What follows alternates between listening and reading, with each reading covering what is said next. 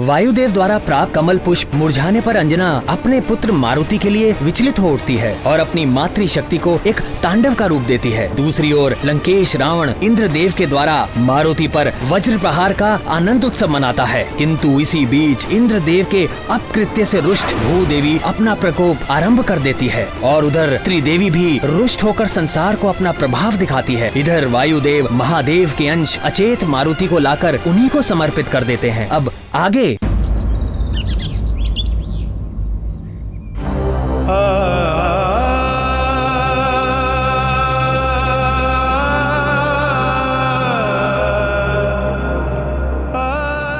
महादेव, आपका ये अंश जिसे मैंने भी पुत्र समान स्नेह किया था, अब मैं उसे आपको लौटा रहा।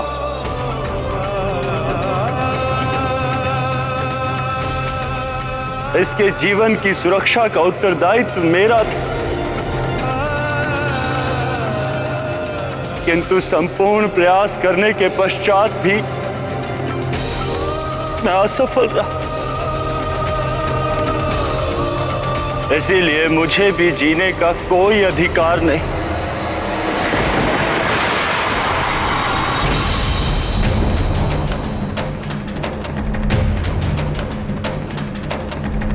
मारुति के अंत के साथ मेरा भी अंत होगा।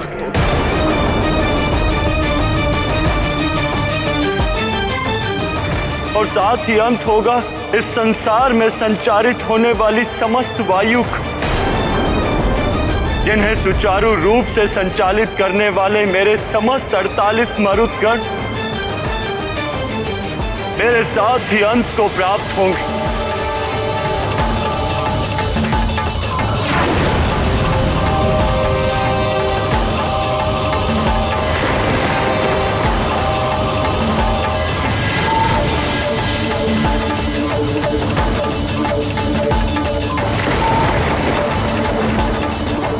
लगता है देवी लक्ष्मी भी रुष्ट हो गई हैं।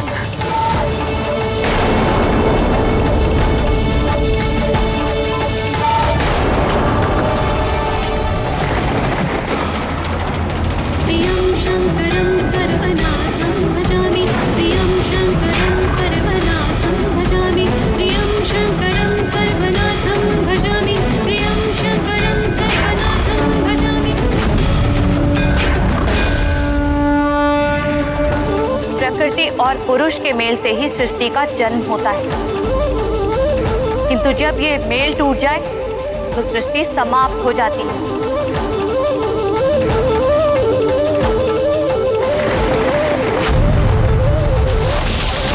प्रकृति का नाश अब मैं करूंगी।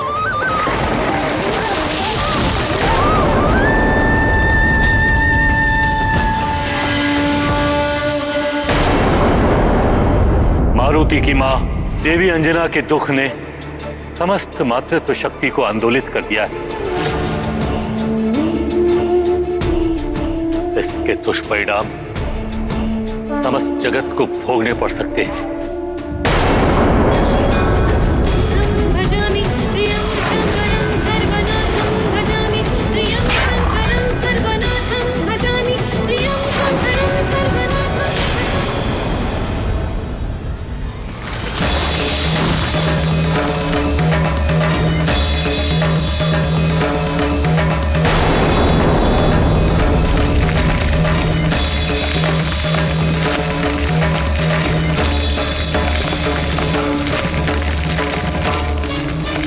ये हो क्या रहा है?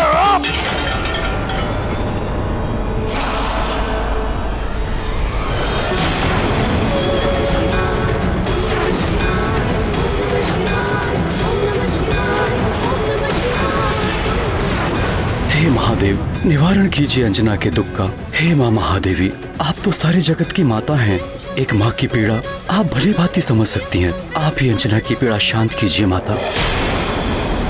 यदि सृष्टि को बचाना है, सुचारू रूप से चलाना है, तो मारुति को जीवन दान दिए बिना ये संभव नहीं होगा। मारुति को जीवन दान देने के लिए बाध्य होना ही पड़ेगा सबको। हाँ, अन्यथा असमय प्रलय भी आ सकता है। मां सृष्टि करता है। 9 मास संतान को गर्भ में सहेज कर रखना बहुत बड़ी तपस्या है नारी की। वही तपस्या मां को मातृत्व शक्ति प्रदान करती है और यही मातृत्व शक्ति संतान पर स्नेह और ममता लुटाती है। तो यही मां संतान को संकट में देखकर शक्ति स्वरूपा देवी बनकर संहार करने को भी तत्पर हो जाती है। यहां तक कि सृष्टि से लेकर ईश्वर तक भी मातृत्व की शक्ति के समक्ष विवश हो जाते हैं। किंतु प्रभु, इंद्रदेव का हठ भी तो अनुचित था।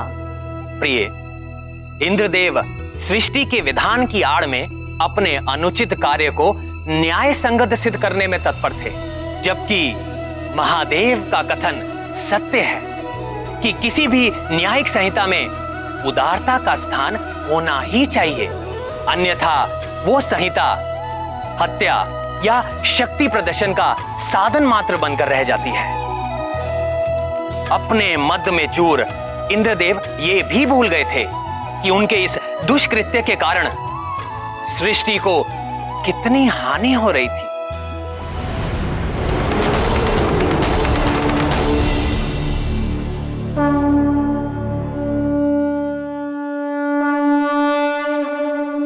हे जल, थल, नभ, अग्नि, देह, संसार सहित समस्त ब्रह्मांड में उपस्थित मेरे मरुदगणों,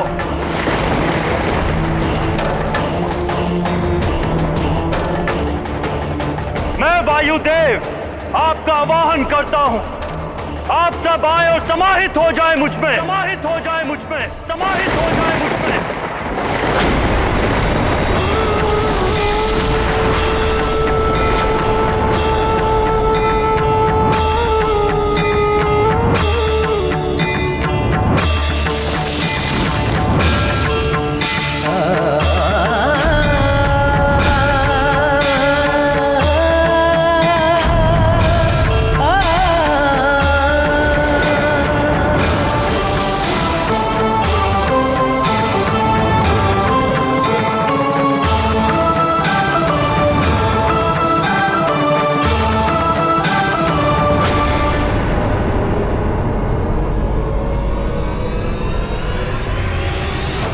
सुमति, जय, विराट, समर, दीति सहित ब्रह्मांड में उपस्थित मेरे सभी 48 मरुदगणों, जल, थल, नभ, अग्नि, संसार सहित समस्त ब्रह्मांड को वायुहीन कर दो। लौट आओ मेरे पास। ये तुम्हारे अधिष्ठाता 49वें मरुद वायुदेव का आवाहन है तुम सबके लिए।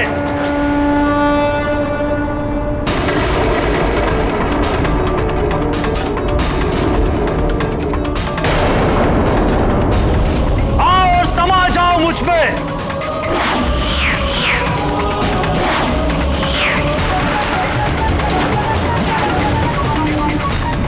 लौट आओ मेरे मरुदगणों, लौट आओ।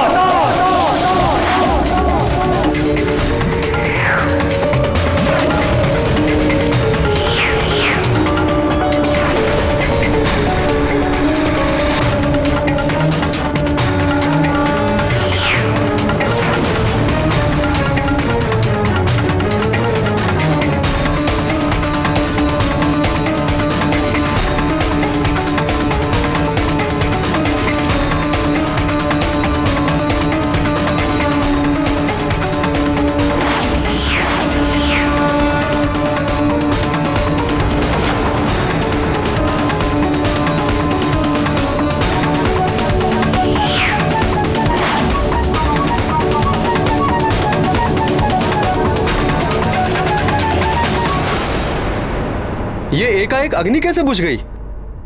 ये तो अशुभ संकेत है।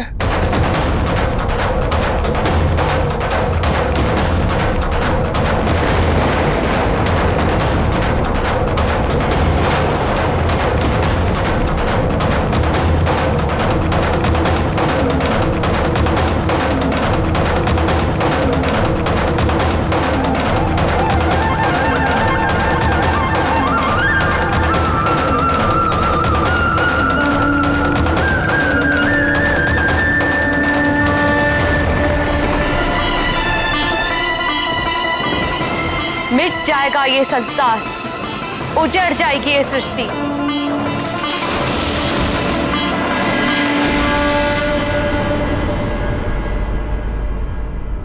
पृथ्वी की अधिष्ठात्री भूदेवी आप त्रिदेवियां ही नहीं, समस्त मातृत्व शक्ति आज संतप्त हो उठी है।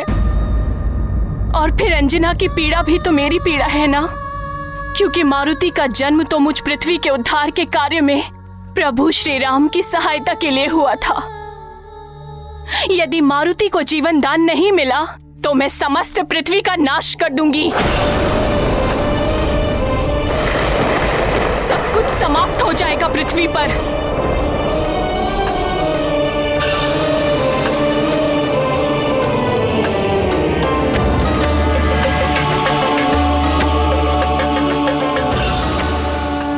मारुति के जीवन से ही संसार का जीवन जुड़ा है। आज यदि मारुति नहीं तो संसार भी नहीं।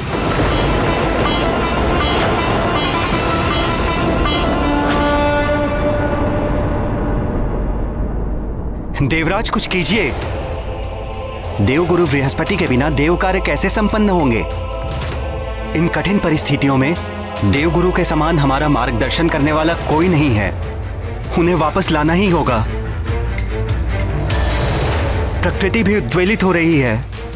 देवगुरु, इतनी चिंता करने की आवश्यकता नहीं है वरुण देव। मैं देवराज उनके कारण नहीं हूं, अपितु वो देवगुरु है मुझ देवराज इंद्र के कारण। मैंने ही उन्हें देवगुरु बनाया है। यदि मैं यहां हूं तो देवगुरु भी देवताओं को मिल ही जाएंगे।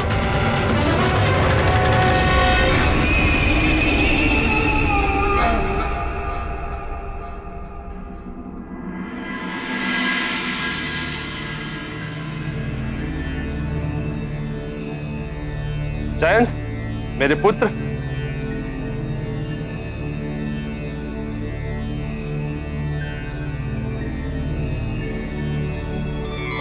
प्रणाम पिताश्री। आयुष्मान भव पुत्र। तुम यहाँ मेरे दरबार में? हाँ पिताश्री, आप ही ने सुझाव दिया था ना कि मैं भी राज कार्यों में रुचि लूं, इसलिए मैं आज यहाँ उपस्थित हुआ हूँ। ये तो बहुत अच्छा किया तुमने। पिताश्री, सुना है गुरुदेव बृहस्पति ने देवगुरु पद त्याग दिया है। ऐसा क्या हो गया था जो वो रुष्ट हो गए? जयंत, मेरे पुत्र, राज कार्य में तुम्हारी रुचि देखकर मुझे बड़ी प्रसन्नता हुई। एक दिन देवराज का पद तुम्हें ही तो संभालना है पुत्र, किंतु तुम अभी अभी आए हो। राजकाज को देखो, समझो क्या क्या होता है, क्यों होता है, कैसे मैं समस्याओं का निवारण करता हूं। समय के साथ साथ तुम सब जान जाओ। जी पिताश्री। किस समय की प्रतीक्षा कर रहे हैं स्वामी? देवी शची। प्रणाम देवी। आप यहाँ? कुछ बड़ा अनर्थ हो उससे पहले ही हम संभल जाएं, इसीलिए मैंने यहाँ आने का निश्चय किया। कोई अनर्थ नहीं हो सकता देवी। किसी में इतना साहस नहीं जो मुझ महाबली देवराज इंद्र को हानि पहुंचा सके। अपने चारों ओर देखिए स्वामी, त्रिदेवियों के रुष्ट हो जाने से स्वर्ग की सारी शोभा श्रीहीन हो गई है, सारी चमक लुप्त हो गई है। और जिस संसार को आप नियम पूर्वक चलाने की बात कर रहे हैं, वहां भी उथल पुथल मची हुई है। मनुष्यों की वाक शक्ति समाप्त हो रही है और प्रकृति क्षुब्ध हो उठी है। जयंत, अपनी माता को समझाओ कि ये सब मैं भी देख रहा हूं। नेत्र बंद किए नहीं खड़ा हूं मैं यहां।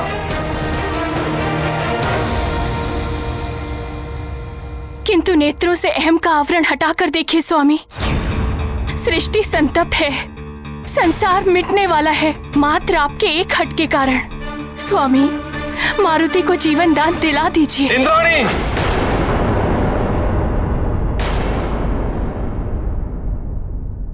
मान जाइए स्वामी, अंजना की पीड़ा का आभास मुझे भी है। उनके दुखों को दूर कर दीजिए। त्रिदेवियों, भूदेवी और वायुदेव का कोप स्वतः शांत हो जाएगा और ये संसार मिटने से बच जाएगा। आप अंजना के पुत्र को पुनः जीवन दान दे दीजिए। मुझे क्या करना चाहिए और क्या नहीं करना चाहिए ये आप मुझ पर छोड़ दीजिए देवी। आप एक माँ की पीड़ा क्यों नहीं समझ रहे देवराज? कितनी कठिन तपस्या के फलस्वरूप उन्हें मारुति जैसा पुत्र प्राप्त हुआ। आप एक माँ से उसके पुत्र को छीनने का पाप क्यों अपने सिर चढ़ा रहे हैं? और वानर राज केसरी से भी आपकी कोई शत्रुता नहीं, फिर क्यों? बस चाची,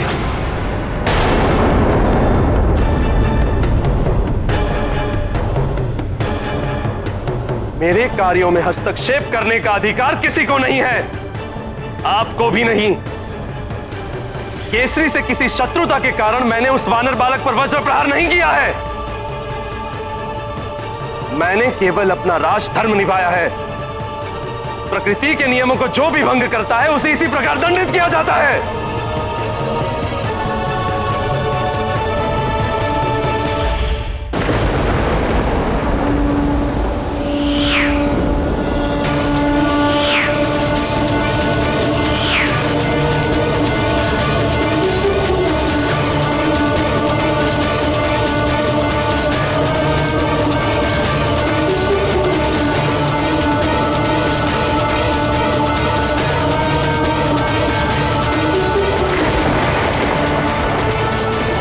सृष्टि से मरुत गणों, लौट आओ मेरे पास।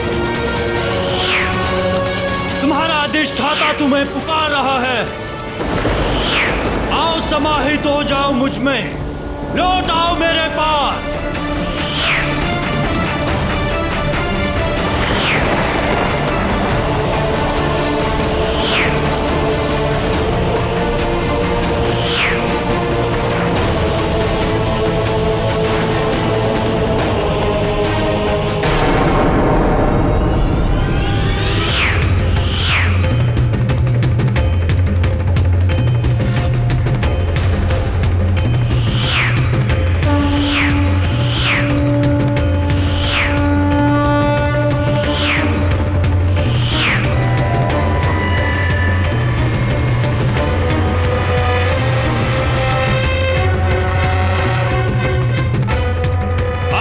उस मरुत का आवाहन करता हूं जिससे सबको श्वास मिलती है, जो संसार के सभी जीवधारियों को जीवन देता है।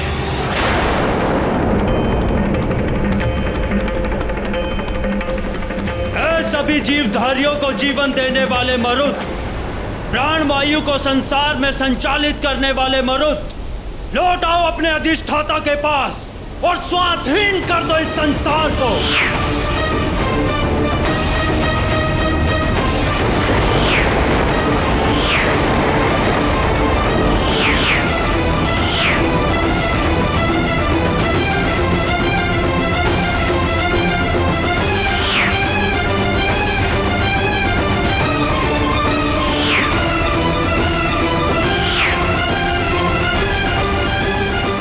ईश्वर, ये क्या हो रहा है? हमें श्वास लेने में इतनी कठिनाई क्यों हो रही है?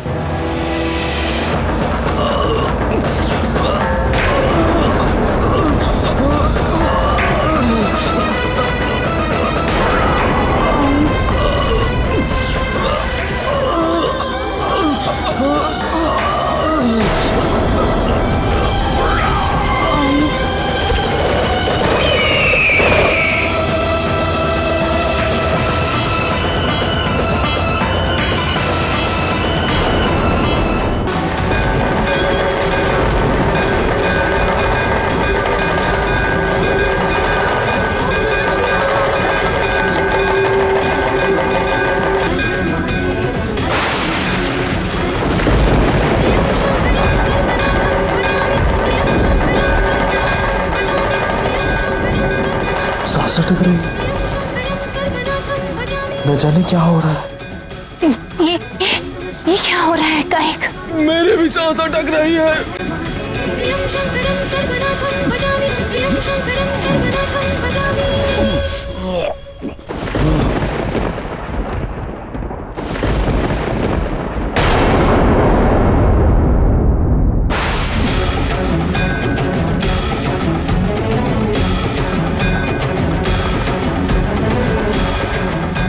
गुरु बृहस्पति, लगता है प्राणवायु समाप्त हो रही है। अवश्य वायुदेव कुपित हो उठे हैं। धैर्य रखिए वानर राज केसरी, मेरा अनुमान सत्य है। वायुदेव के क्रोध का ही परिणाम है ये। प्रतीत होता है प्राणवायु आदि का प्रसार करने वाले मर्दों को वायुदेव ने वापस खींच लिया है।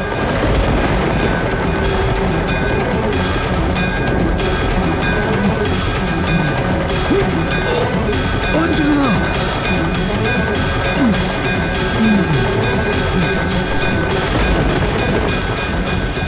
रुक जाओ अंजना, प्राणवायु समाप्त हो रही है।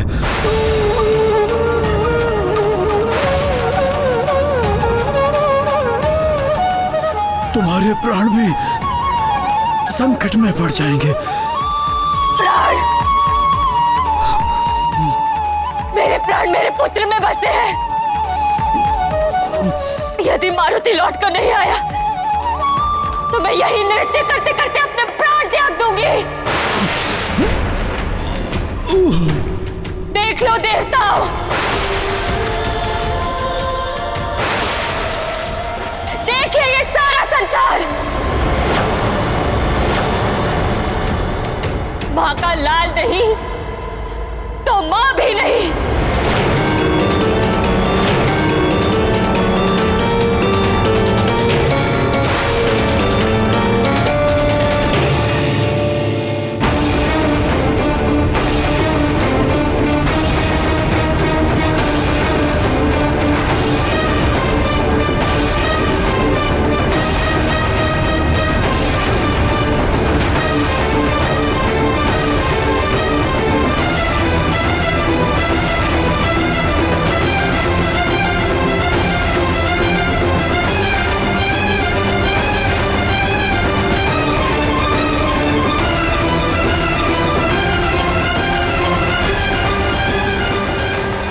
वायुदेव द्वारा प्राप्त कमल पुष्प मुरझाने पर अंजना अपने पुत्र मारुति के लिए विचलित हो उठती है और अपनी मातृ शक्ति को एक तांडव का रूप देती है। दूसरी ओर लंकेश रावण इंद्रदेव के द्वारा मारुति पर वज्र प्रहार का आनंद उत्सव मनाता है, किंतु इसी बीच इंद्रदेव के अपकृत्य से रुष्ट भूदेवी अपना प्रकोप आरंभ कर देती है और उधर त्रिदेवी भी रुष्ट होकर संसार को अपना प्रभाव दिखाती है। इधर वायुदेव महादेव के अंश अचेत मारुति को लाकर उन्हीं को समर्पित कर देते हैं। अब आगे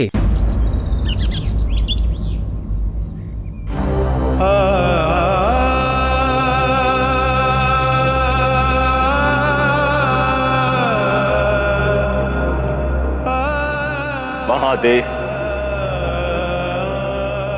आपका ये अंश जिसे मैंने भी पुत्र समान स्नेह किया था, अब मैं उसे आपको लौटा रहा।